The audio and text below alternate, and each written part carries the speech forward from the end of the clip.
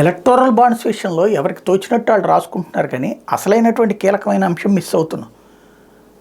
ఏంటి అంటే electoral bonds అంటే అదేదో లంచం అని చూపించేటటువంటి ప్రయత్నం చేసుకొస్తున్నాం. ఇంతకుముందు మరి డబ్బులు లేకుండా ఎన్నికలు ఎట్ట జరిగినాయి? అప్పుడైనా సరే చందాలే కదా. అప్పుడు ఆ డబ్బులు ఇచ్చినటువంటి చందా బయట పెట్టేవాళ్ళు కాదు, అప్పుడు లంచం రూపంలో ఇచ్చేవాళ్ళు. ఇప్పుడు ఇన్కమ్ ట్యాక్స్కు చూపించుతున్నారు అవి.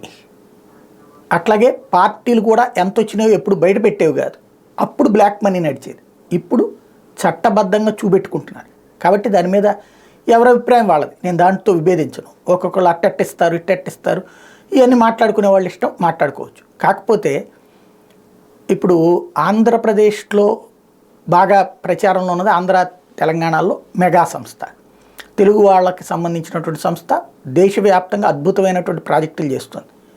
కానీ లంచాలు బోలెడు ఇస్తోంది ఫండ్స్ రూపంలో అనాలా, లేకపోతే పార్టీలకు ఫండింగ్ ఇవ్వడం ద్వారా తను నిలబడుతోంది అనుకోవాలా? ఎవరు అధికారంలో ఉన్నా నడుస్తుంది.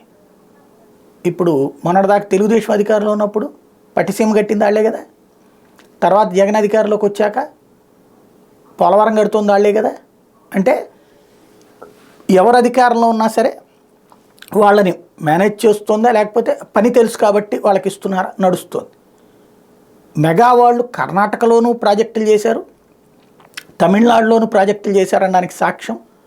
కర్ణాటకలో అయితే చివరికి మూలన కూర్చున్న జేడీఎస్కి కూడా పార్టీ ఫండ్ ఇచ్చారు ఎలక్ట్రల్ బాండ్స్ రూపంలో, కాంగ్రెస్కి ఇచ్చారు, అలాగే అక్కడ భారతీయ జనతా పార్టీకి కూడా ఇచ్చారు, అట్లాగే డిఎంకేకి ఇచ్చారు తమిళనాడులో.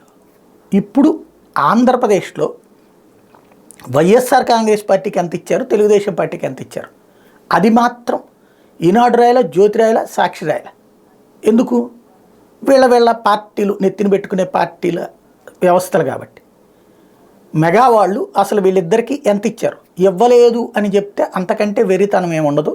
పట్టిసీమ కట్టినప్పుడు మెగాకి ప్రత్యేక బోనస్ ఇచ్చింది తెలుగుదేశం. మరి అవి అందులో క్యాష్గా ఎంత ఇచ్చారో తెలియదు, బాండ్లుగా ఎంత ఇచ్చారన్నటువంటిది జగన్ ఇప్పుడు ఇచ్చేస్తున్నందుకు ఎంత ఇచ్చారన్నది తేలాలి.